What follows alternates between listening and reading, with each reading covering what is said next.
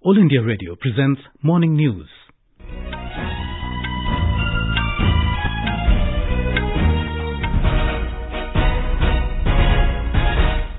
Good morning, I'm Sunil Verma. The headlines. Home Minister Amit Shah says Citizenship Amendment Act has no provision to take away anyone's citizenship. Asks opposition not to misguide and divide people. Indian armed forces have utmost respect for human rights laws, says Army Chief General Bipin Rawat. RBI directs large cooperative banks to report all exposures of 5 crore rupees and more to Central Repository of Information on large credits for early detection of financial distress. Cold wave conditions continue unabated in several parts of North India. Delhi records season's lowest temperature. And in sports, MC Mary Kom and Nikhat Zareen to clash in the women's boxing trials for next year's Olympic Qualifiers. Home Minister Amit Shah has said that the Citizenship Amendment Act, CAA, has no provision to take away anyone's citizenship. Addressing a rally in Shimla yesterday, Mr. Shah challenged opposition parties to show even one clause in the Act that has provision to take away citizenship of anyone. Home Minister said minorities in neighbouring countries suffering from atrocities in the name of religion have been given citizenship. देश के अंदर minority का हर व्यक्ति It is our constitutional responsibility to ensure safety and security of every citizen of minority community. In Pakistan and Bangladesh, minority population came down from 30 and 23% to 3 and 7%. Lakhs of people came to India. Nobody cared. But Narendra Modi took the bold step of giving them citizenship. उनको नागरिकता देने की पहल की. Mr. Shah said Congress and some other parties are spreading rumours that the citizenship of the minorities will be taken away with the Citizenship Amendment Act. Army Chief General Bipin Rawat has said that Indian armed forces have utmost respect for human rights laws, and they not only ensured protection of human rights of the people of the country, but also of its adversaries.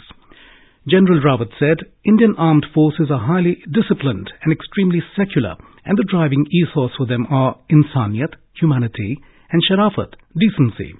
He was addressing the interns of the senior officers of the National Human Rights Commission, NHRC, on the topic of preserving human rights in times of war and prisoners of war in New Delhi.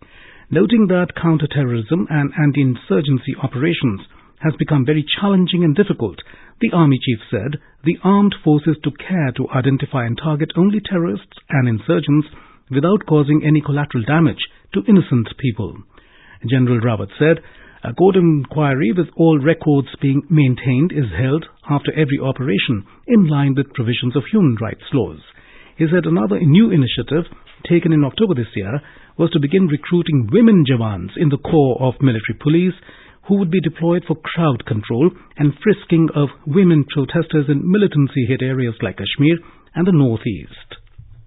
Pakistani troops violated ceasefire for the second time during the day yesterday in the border district of Rajouri in Jammu division by targeting Indian forward posts and civilian areas. The defence spokesperson told AIR that at about 6:30 p.m, Pakistani troops started firing with small arms and then shelling with mortars along the line of control in Kalal in the Naushera sector of Rajouri district. However, alert Indian troops responded immediately. No damage was caused to the Indian side with the Pak firing. Earlier, during the day at about 1:15 p.m, Pakistani troops targeted Indian forward posts and civilian areas in Sundarbani sector of Rajouri district.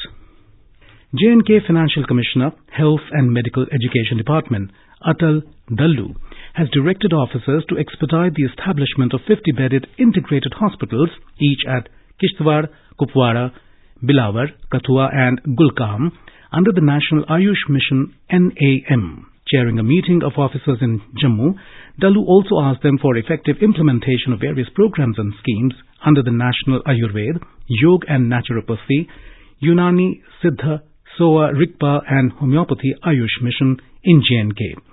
He further directed the officers to expedite the process of establishing Health and Wellness Centres, HWCs, on a war footing and to focus on the core strengths of the department for effective delivery of healthcare services.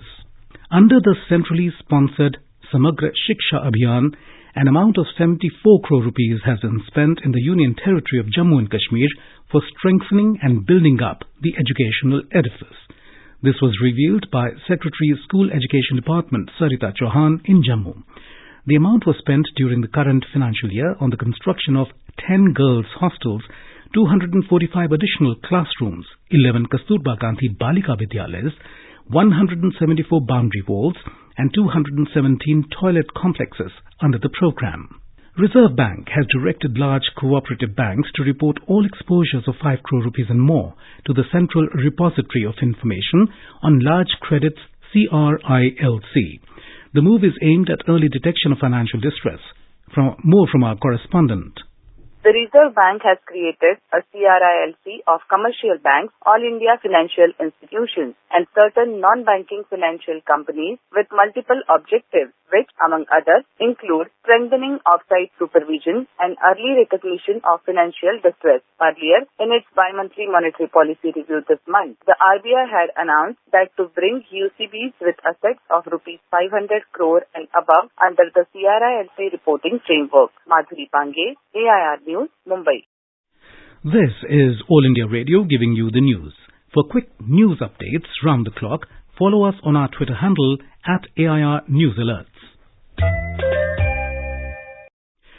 Prime Minister Narendra Modi will share his thoughts with the people in the country and abroad in his Mann Ki Baat program on All India Radio at 11 a.m. tomorrow.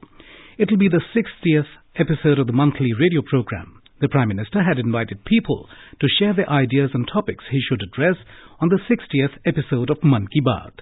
It will be broadcast on the entire network of AIR and Doordarshan and also on AIR News website www.newsonair.com and News on AIR mobile app. It will also be streamed live on the YouTube channels of AIR, DD News, PMO and Information and Broadcasting Ministry. AIR will broadcast the program in regional languages immediately after the Hindi broadcast. The regional language versions will also be repeated at 8 in the evening. Our correspondent reports Mr. Modi has been raising various important issues through the monthly program, which is aired on the last Sunday of every month. In the Mann Ki Baat program in May 2016, the Prime Minister had spoken about the benefits of Jan Dhan, Aadhaar and Mobile, JAM. He said that by synchronizing these three, India can move ahead towards a cashless society. पूरी दुनिया cashless society की तरफ आगे बढ़ रही है. Electronic technological व्यवस्था के द्वारा हम रुपये पा भी सकते हैं, रुपये दे भी सकते हैं, चीज खरीद भी सकते हैं, बिल चुकता भी कर सकते हैं और इससे जेब में से कभी बटुए की चोरी होने का तो सवाल ही नहीं उठेगा. हिसाब रखने की भी चिंता नहीं रहेगी, ऑटोमेटिक हिसाब रहेगा. शुरुआत थोड़ी कठिन लगेगी, लेकिन एक बार आदत लगेगी तो ये व्यवस्था सरल हो जाएगी. Cold wave conditions continued unabated in several parts of North India, with Delhi recording the season's lowest temperature this morning. The minimum temperature in the national capital settled at 2.4 degrees Celsius at 6:10 a.m. The visibility at Delhi airport was reduced to zero this morning due to dense fog. In Himachal Pradesh, Kufri, Manali, Solan, Bhuntar, Sundarnagar and Kalpa shivered below sub-zero temperatures. Keylong recorded the lowest temperature in the state at -15 degrees Celsius. Met Department has forecast snowfall in the middle and high hills of the state from December 31st to January 2nd. Hisar in Haryana experienced the season's coldest night as the minimum temperature dropped by 6 notches to 0.3 degrees Celsius. Chandigarh also recorded a low of 6.6 degrees Celsius. Several parts of Rajasthan also reeled under a freezing cold. A report.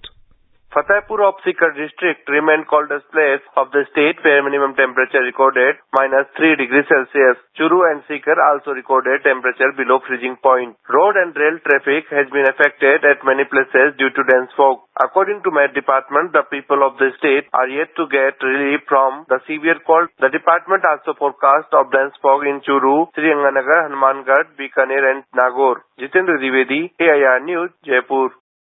The Met Department has said severe cold wave is likely to engulf parts of north, east and central India over the next 2 days. It said cold wave conditions are likely to abate from these regions from December 31st onwards. The cold wave is sweeping entire Uttar Pradesh. Intense cold wave coupled with fog has affected normal life across the state. More from our correspondent.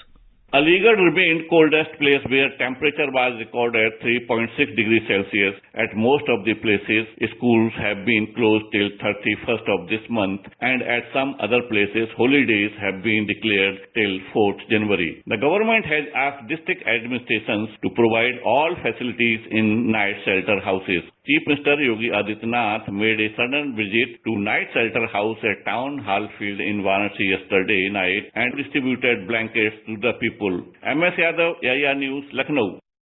Jammu and Kashmir is also reeling under intense cold. A report from our Srinagar correspondent.